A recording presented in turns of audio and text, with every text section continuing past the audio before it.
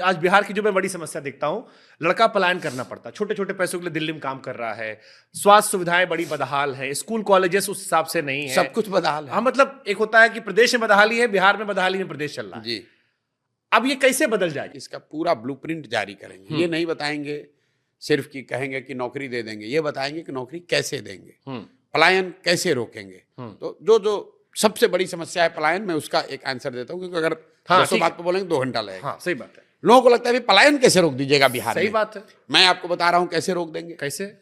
बिहार में श्रम का पलायन क्यों है, पहले इसको समझिए। बिहार में श्रमिकों का, मजदूरों का पलायन इसलिए है क्योंकि यहां से पूंजी और बुद्धि का पलायन है।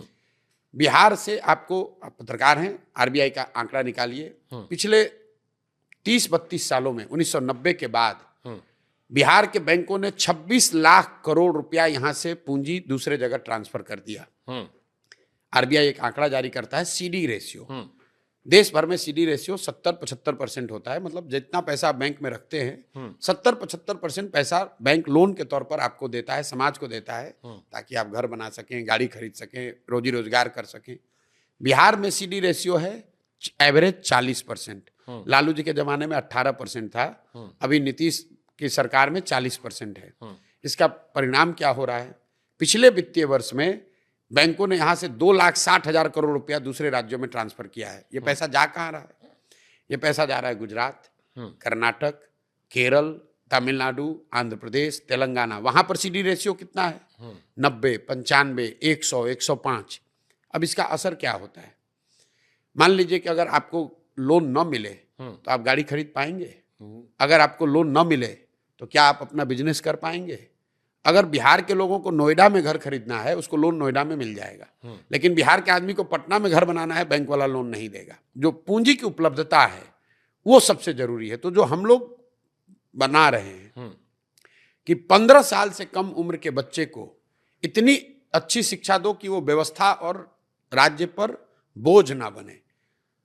15 साल से 45-50 साल के लोगों को, जिनको फिर से पढ़ाया नहीं जा सकता है, उनको आप पूंजी उपलब्ध कराओ ताकि वो रोजी रोजगार कर सके। जैसे इसके लिए सर फंड आना होगा। नहीं, फंड तो आपको बता रहे हैं, कॉलेज के फंड बजट से नहीं आना है। अगर यहाँ के बैंक, हमको बाहर से पैसा नहीं चाहिए, जो आएगा वो बात का देखा है।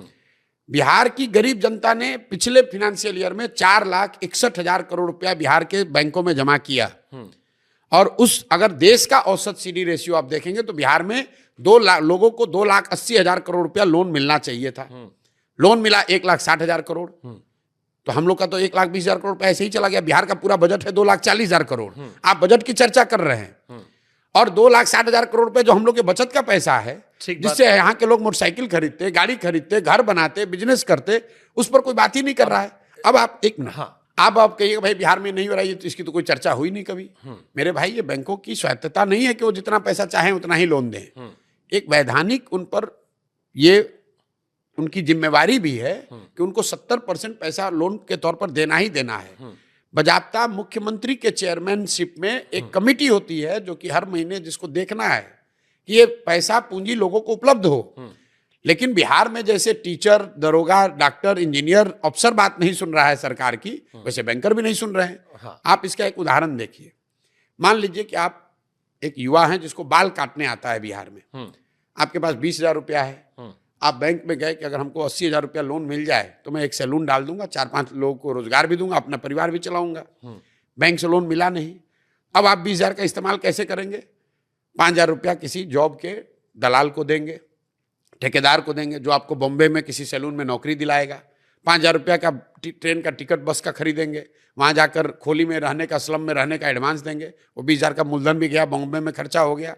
और जो आदमी यहाँ पर सैलून चलाकर एक छोटा व्यवसायी इंटरप्रेनर हो सकता था, 4 लोगों को रोजगार दे सकता था, अब वो बॉम्बे में जाकर मजदूरी कर रहा है, बाल वहां भी काट रहा है।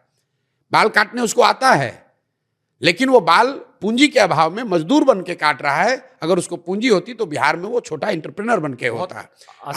आप नोएडा में देखिए, दिल्ली में देखिए, बॉम्बे में देखिए, जितने लोग काम कर रहे हैं, घर बनाने वाले, प्लम्बर हैं, इलेक्ट्रीशियन हैं, फॉल सीलिंग वाले, सब यूपी बिहार के लोग हैं। ठीक है। मेरे भाई, अगर बिहार में घर बनेगा तो वो लड़का दिल्ली में क्यों काम करेगा? मैं 100% और बिहार में घर कब बनेगा?